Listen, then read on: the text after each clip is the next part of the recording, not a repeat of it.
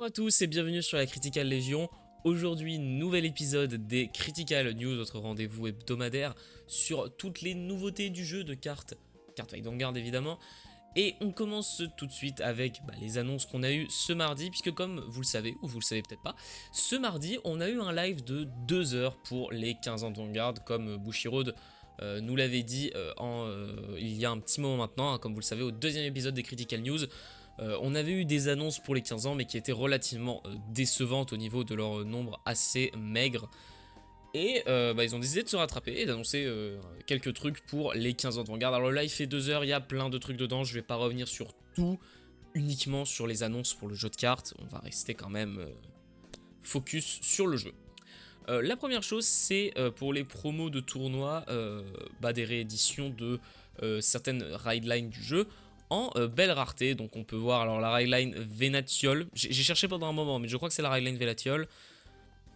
La rideline de Brawler, alors uniquement la G0 et la G1, puisque comme vous le savez, la G2 c'est le Legion Mate.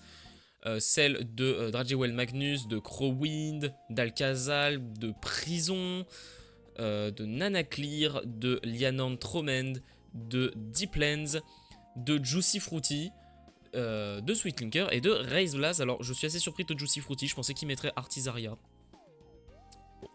Bon, écoutez, tant pis, hein. C'est pas grave. On a aussi eu certains triggers. Donc c'est des triggers, c'est pas des triggers à effet, hein, c'est des triggers tout à fait classiques. Mais voilà, pour pimper vos decks, je pense que ça sera de très belles cartes à ne pas en douter. On a aussi autre chose, cette fois-ci qui concerne beaucoup plus les 15 ans de Vanguard, c'est l'annonce de ces énergies marqueurs qui sont tout simplement magnifiques avec plein de personnages importants. Voilà, donc on a du Aichi, on a du Kai, du Tokoa, du Yu-Yu, du Megumi, du Michiru, du Akina, du Nao, du Ikari, du Erika, même du Rorowa, on a même Zero et l'héroïne de Dear Days et plein d'autres personnages dont j'ai pas forcément tous les noms parce que je suis pas une encyclopédie Vanguard sur pattes. Qui sont très stylés, donc ils sont dans un joli costume des 15 ans avec une ficelle qui les lie un peu tous, issue d'une petite illustration que je n'ai pas malheureusement à vous montrer, mais qui sont très stylés pour la plupart, quand même on va pas se le mentir. J'aime beaucoup le Yu-Yu évidemment puisque je suis fan de Yu-Yu, donc évidemment j'adore. N'hésitez pas à nous dire en commentaire laquelle vous voulez, laquelle vous essaierez d'obtenir. Bon, même si elles sont toutes très stylées, on va pas se mentir, ça fait quand même très plaisir d'avoir ce genre de petite annonce. Nos autres annonces est évidemment celle d'une nouvelle extension qui a été reveal, qui est donc un spécial set, donc DZ SS15 avec le set. Alors je ne me souviens plus comment il s'appelle, c'est je crois c'est Leaders quelque chose,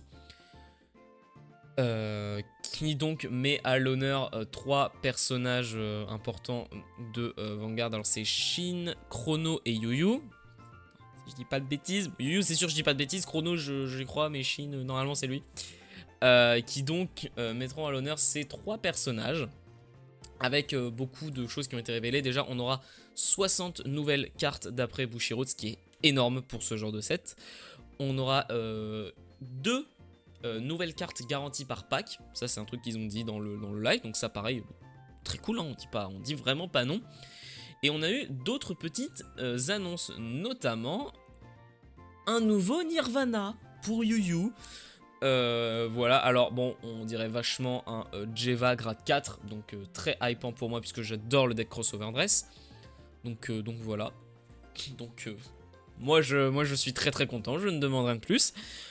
On a aussi, alors, hop, voilà, une annonce pour Shinemon Nita, donc Shin c'est bon, et Chrono Shido, on voit pas le nom mais c'est bien Chrono. Ils reviendront avec des Fighter Icons, donc comme Kai et Aichi dans la deck de structure, ils seront aussi soumis à des Fighter Icons. Et donc on a des nouveaux artworks de Chrono Jet Dragon pour Chrono et de Astral Poet pour Shinemon. Donc voilà, une extension qui nous hype pas mal puisque pour les 15 ans c'est un beau cadeau de remettre à l'honneur des leaders importants de l'univers Vanguard. Les artworks sont magnifiques, l'idée des Fighter Icons, encore une fois, c'est une bonne idée parce que ça permet de faire revenir des decks sans casser le jeu. Et le nouveau Nirvana, évidemment, me hype énormément. C'est pas marqué, mais on le sait, il y aura quand même du support pour Kai et Aichi dans cette extension. Et avec 60 nouvelles cartes, ça fait quand même beaucoup de cartes qu'on pourra avoir pour nos decks. On n'a juste pas encore eu les slots pour Stoikeia, pour Brandgate et pour Lyrical. Donc à voir ce qu'ils vont reveal. Je vous laisse faire vos pronostics là-dessus. Donc voilà, une petite extension qui est donc très sympa, qui est très appréciable. Ça fait plaisir de voir que Bushi a vraiment fait un bon truc avec cette extension. Moi je suis comblé, je vous admets là, je suis vraiment très content de l'annonce de cette extension. On peut maintenant passer aux différents reveals de cartes qu'on a eu, avec pour commencer 2 cartes pour Zorga Phantom qui ont été reveal. On commence avec le Regrain Researcher, le Deep Depth Expose, qui est donc l'archétype qui va en Order Zone, qui se met tout seul en 7 order. Donc son effet, comme tous les autres Regrain Researcher, c'est que si notre Order Zone n'a pas de carte avec le même nom que cette carte, et qu'on a Regrain Biocreation Research Lab, et qu'on n'a pas mis de carte en Order Zone ce tour, on peut mettre cette carte en Order Zone et draw 1. Là aussi, un autre effet, c'est qu'en Guard Circle, si on a la même carte, si elle est déjà en Order Zone, elle va gagner 5000 de shield. Et en Order Zone, une fois par tour, on peut, sous le Blast 9, regarder le top set de notre deck, choisir un Genome Gel parmi elles, le discard et shuffle le deck. Donc très sympa, ça permet d'aller chercher des cartes, ça permet d'aller chercher nos Genome Gel, et ça donne un petit peu de shield de power pour le deck. Ça fait que même une fois qu'on l'a mise en Order Zone, la carte a toujours de la value en tant que 10 000 de shield. Donc une carte assez sympa pour le deck, ça fait plaisir. Mais la carte qui est la plus intéressante, ça reste quand même le Genome Gel qui a été reveal, puisque comme vous le savez, avec l'Alchemix, le plus intéressant c'est d'avoir des Genome Gel qui font des trucs cool. Et donc on a le Uproarius Scream, qui est encore une fois bien immonde, hein, mais c'est dans l'idée de Zorga Phantom évidemment. Lui, son effet, c'est que quand il est Alchemix, si notre adversaire est grade 3 ou plus, on peut Counter Blast 1 et mettre cette carte en drop, donc depuis notre Alchemix du coup. On peut call la carte mise en drop pour ce cost en Rear Circle, et elle gagne plus 10 000 de power jusqu'à la fin du tour, et à la fin du tour, on bind l'unité qu'on a call. Donc une unité qui, quand elle est Alchemix, va se recall toute seule et passer à 20 000 de power, ce qui donne une attaque en plus au deck, ce qui est très intéressant pour ce deck. C'est une bonne carte qui, je pense, sans problème sera jouée dans le deck. De toute façon, c'est important que Zorga, comme du temps de son alchimie magique, ait plus d'options pour ses alchemix, parce que sinon, voilà, ce sera toujours le même combo et ça n'aurait pas grand intérêt. On a aussi eu une générique dragon pour Fantôme avec Drag Ritter, Uattack. Ah non, c'est Uataha. Pardon, c'est comme Yuabara dans Bleach, ok. Son effet, c'est que quand il est placé en rear circle depuis notre main, ou par l'effet d'une Crimson Moon, si vous vous entendez, et que je pense que vous l'avez vu, parce que je suis presque sûr de l'avoir vu, il y a un chat dans mon appartement. S'il y a du bruit, c'est normal. Ne vous posez pas trop de questions. Donc s'il a été placé depuis la main ou par l'effet de Crimson Moon, on regarde le top 5 des cartes de notre deck, on choisit une carte qui a dragon dans sa race, et jusqu'à une order parmi elles, et on les discard. Et ensuite on peut shuffle le deck. Donc majoritairement du support pour Useberg, même s'il me semble que Alphard peut call des dragons depuis sa drop. Il me semble que Alphard peut le faire. Donc bon, c'est autant un support pour l'un que pour l'autre. Et si notre drop a 5 cartes ou plus avec dragon dans leur race, l'unité gagne intercept et peut intercept depuis le back row. Et si notre bind zone a une Crimson Moon, elle gagne 5000 de shield.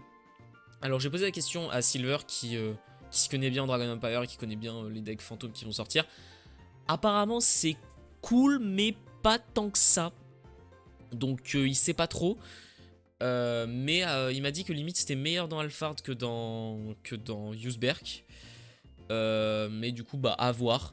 La carte est quand même stylée, mais c'est vrai que moi-même j'ai un peu du mal à voir ce que la carte peut faire de vraiment cool pour une triple rare. Je trouve que bon elle est cool hein, mais bon je sais pas.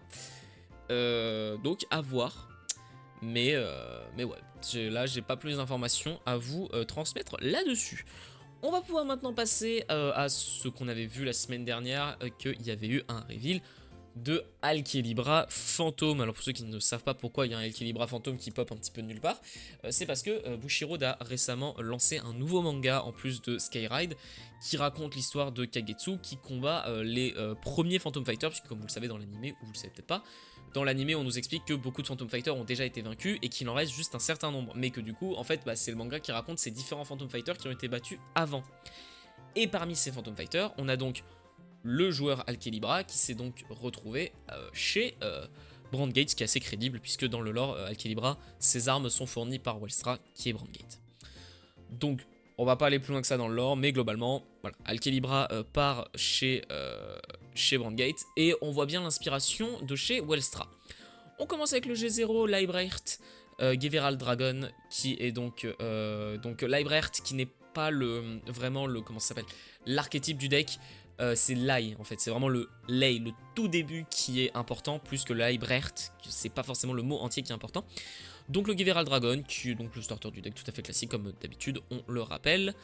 On rappelle aussi que avant Alkelibra jouait sur la mécanique de Overcharge qui disait que si des cartes étaient choisies par son effet et qu'elles étaient Overcharge, elles gagnaient des effets bonus. C'était ça la mécanique du deck et vous allez voir que ça n'a pas vraiment changé, c'est un peu toujours ça l'idée. On passe maintenant au G1 du deck, Leibrecht Raktenwerfer Dragon. C'est très dur à prononcer. D'ailleurs, Leibrecht ne veut rien dire, hein, au cas où vous poseriez la question. Ce mot-là ne veut absolument rien dire en allemand. J'ai cherché, ça n'a pas de signification. Donc bon, voilà. Lui, son effet, c'est que quand il est il est placé par-dessus Geverald Dragon, on peut reveal une carte de grade 3 avec Alkelibra dans son nom depuis notre ride deck. Regardez le top 7 des cartes de notre deck, choisir jusqu'à une product ou une Crimson Moon parmi elles, les révéler et les mettre en main. Ce chat va m'énerver. Et ensuite on mélange notre deck.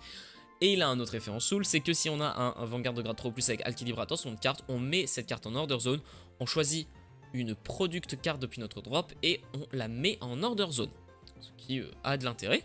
Donc voilà, une carte qui permet d'aller chercher les products et de les jouer et de les placer assez facilement, donc c'est très cool.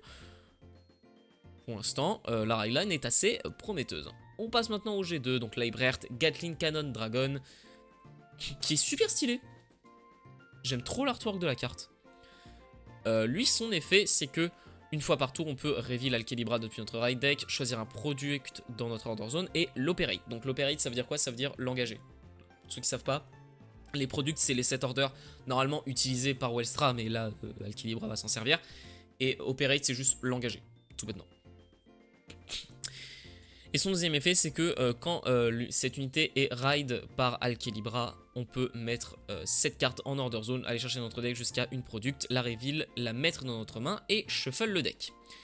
Et elle a un effet, c'est que en order zone, elle est considérée comme une set order, et tous nos rearguards avec Leibrechter dans leur nom de carte gagnent intercept et peuvent intercept depuis la back row. Donc Leibrechter, on l'a pas encore vu. Leibrechter, pardon. On l'a pas encore vu, mais c'est l'archétype des 7 orders, donc des products, évidemment. Je sais pas si on... Non, on le voit, là vous le voyez pas, mais il bouge partout, là c'est très très énervant. On a maintenant le Vanguard, donc Leibrecht Commander Alkelibra Fantôme. Alors d'habitude j'adore les artworks des fantômes, autant celui-là... j'aime un peu moins, voilà. Je sais pas pourquoi, mais celui-là je l'aime moins. Bon après il est très joli, hein, on va quand même pas se mentir. Mais donc voilà, notre cher Alkelibra qui fait peau neuve avec des rayons laser, très très stylé. Et avec une magnifique armure Tar Iron Man. Donc il va avoir un certain nombre d'effets. Le premier effet c'est que une fois par tour on peut reveal une ou plus jusqu'à 3 products depuis notre main. Et on met toutes les cartes révélées pour le cost en order zone et on draw 1. Voilà. Je suis vraiment désolé si vous l'entendez, mais je vous jure que c'est vraiment...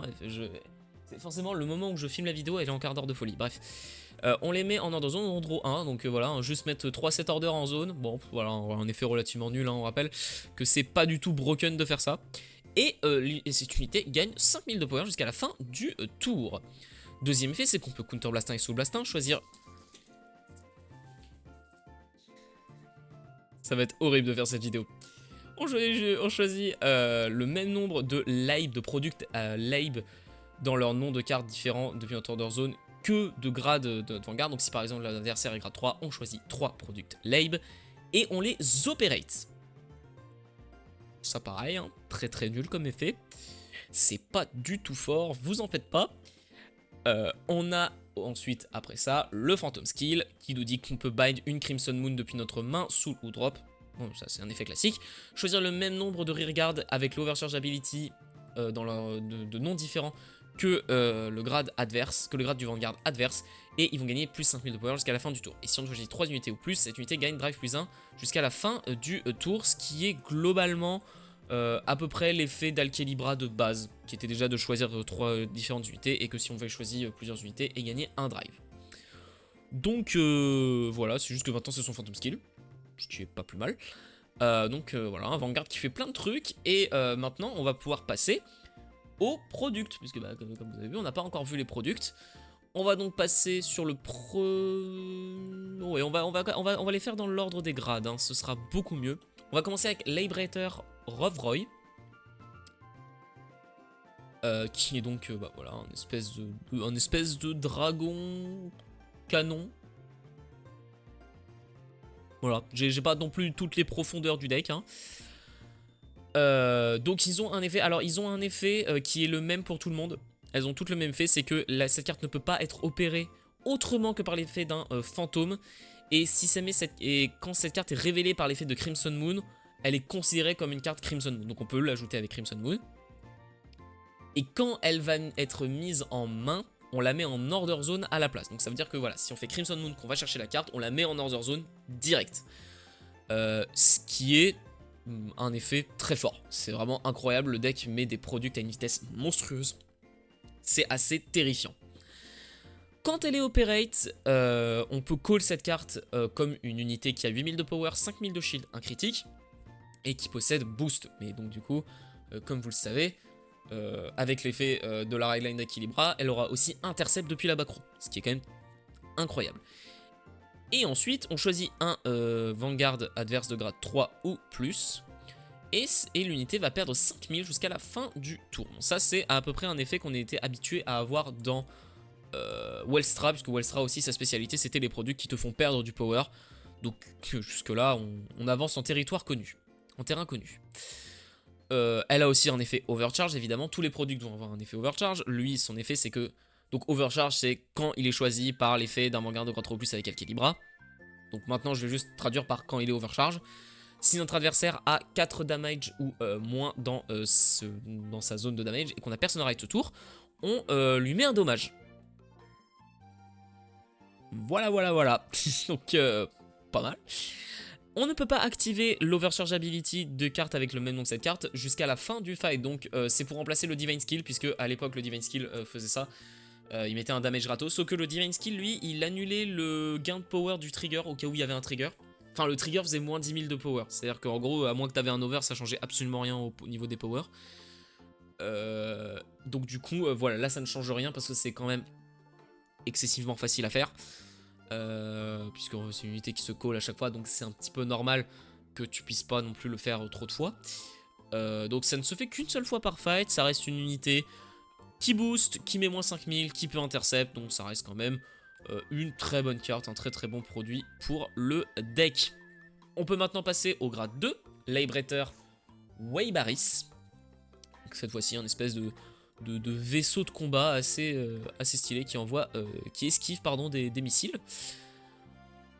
Donc voilà, le même effet encore une fois. Quand il est operate, on le call comme une grade 2.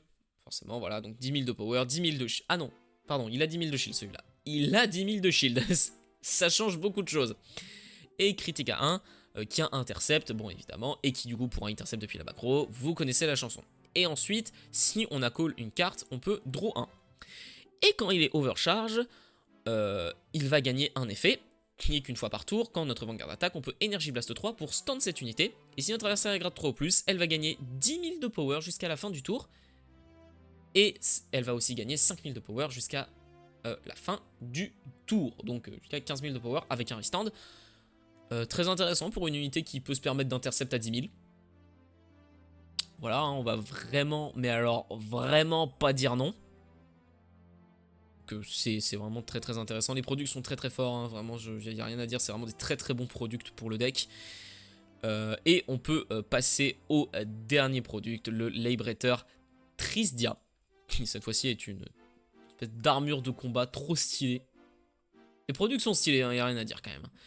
Donc évidemment le même effet. Quand il est operate, on le call comme une grade 3 qui a 5000 de shield quand même. Donc c'est quand même très intéressant. Qui a 13 000 de power, qui du coup aura quand même l'intercept depuis la back row. On répète la chanson, mais c'est quand même important. Et si on a un avant-garde de grade 3 ou plus avec Alkilibra dans son carte, cette carte gagne 10 000 de power jusqu'à la fin du tour. Et quand l'unité a été overcharge, elle gagne un critique. Voilà, donc une 23 000 de power critique à 2. Qui va regagner 5 000, hein, ce qu'on rappelle, hein, overcharge. J'ai un regard qui gagne un drive. Le deck va être énervé. Le deck va faire des dégâts. Donc j'espère que les fans Alkilibra seraient contents. Bah, nous on a un gros fan Alkilibra, un Silver, qui est ravi, vous vous en doutez, de la sortie de ces différentes cartes. Alors, il nous manque 2 cartes. Parce qu'elles n'ont pas été mises sur le wiki. Donc je vais me permettre de passer sur le Discord pour vous les montrer. C'est pas des produits cette fois-ci, c'est vraiment des unités tout à fait classiques pour le deck. On a donc en premier lieu Liberator Failback Dragon. Quand il est placé en Air Circle depuis la main, on peut Counter Blast 1, choisir jusqu'à 2 produits depuis notre drop et les mettre en main. Vous vous en doutez, c'est une triple rare. Hein, parce que c'est quand même excessivement fort. Counter Blast 1, on peut juste prendre des produits en main. Voilà, donc c'est pas du tout fort, hein. Et à la fin de la battle où il a boosté, si il a été overcharge, on peut la mettre en soul, regarder le top 5 des cartes de notre deck, reveal jusqu'à une Set Order ou une Crimson Moon, et l'ajouter à la main.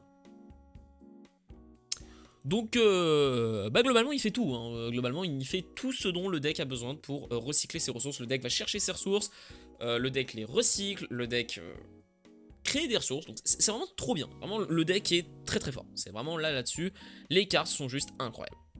Et on a une dernière carte qui est donc Liberator Diffusion Dragon. Quand il attaque, si on a un vanguard de grade 3 ou plus avec Alkilibra dans son nom, il gagne 5 minutes jusqu'à la fin de la battle. Et à la fin de la battle, on peut Soul Blast 1 et Retire cette unique, choisir une product depuis notre drop et la mettre en order zone. Et aussi chelou que ça puisse paraître, eh bah pour une commune, eh bah c'est vraiment pas si nul que ça, hein, je trouve, hein, comme effet. Je sais pas si ça sera joué dans le deck, mais alors vraiment pour une commune, là quand je lis l'effet, je me dis c'est quand même excellent, il y a rien à dire. Là le deck, je trouve que c'est un niveau effet et compagnie, c'est un sans faute, hein, de la part de Bushi. Là j'applaudis. Donc voilà, pour tous les fans d'Alkilibra, bah voilà, ce deck sortira en DZ14, c'est donc le fantôme de la DZ14. Et voilà, hein, tout simplement, donc j'espère que ça fait plaisir à tous les fans Alkilibra ou à tous les fans Wellstra qui ont du coup, quelque part, c'est Wellstra, hein, c'est un peu dans la même idée, c'est différent. Wellstra en plus fort, je sais pas, Wellstra en différent, oui, ça pour sûr. Donc du coup, voilà pour tout. On va vite fait passer sur ce qui sort la semaine prochaine. Alors ils ont aussi annoncé un manga sur Lyrical. Bon voilà, c'est complètement anecdotique. Même si je suis fan de Lyrical, même moi je m'en fiche. Donc mardi prochain, on aura du reveal. La semaine prochaine, ça va être majoritairement des reveals de la box Bank Dream. Donc on verra donc une générique order pour Bank Dream et Pop-in Party. Donc voilà, ce groupe là avec les cartes donc du coup de ce groupe ci. Et jeudi prochain on aura des cartes pour Roselia, qui est donc encore un autre Vanguard de Bank Dream, ainsi que du support Autovisor, donc notamment une double rare et une rare. et une Brandgate générique triple rare, qui est donc sans doute à mon avis la générique comme le Drag Ritter là qu'on a eu pour les fantômes. Je pense que ça va être ça, mais pour Brandgate évidemment. Et pour finir, c'est pour être sûr, voilà, on a eu cette carte Overtrigger qui visiblement va être distribuée en quantité limitée, qui est globalement un reprint de Eidos Pharaoh en version Bank Dream. Bon voilà, donc qui est très stylé. Mais voilà. Je me permets de vous le signifier. Voilà, c'est tout pour ces Critical News. Donc comme vous avez pu le voir, une annonce d'un très beau set. Et l'annonce de Equilibra Phantom qui fait quand même, je pense, très plaisir à beaucoup de joueurs. Et c'est tout, donc j'avais pas grand chose de plus à vous dire. Donc n'hésitez pas à nous mettre encore en commentaire ce que vous pensez des decks, ce que vous pensez des reveals, ce que vous pensez de la future extension, qu'est-ce que vous croyez qu'il va y avoir dedans, qu'est-ce que vous croyez que vont faire le nouveau Nirvana, ou même au niveau des Fighter Icons, qu'est-ce que vous pensez que ça va donner. N'hésitez pas à vous abonner, à nous mettre un like, à nous suivre sur tous nos réseaux sociaux. Et moi, je vous souhaite plein de Critical Trigger dans vos parties. À la prochaine!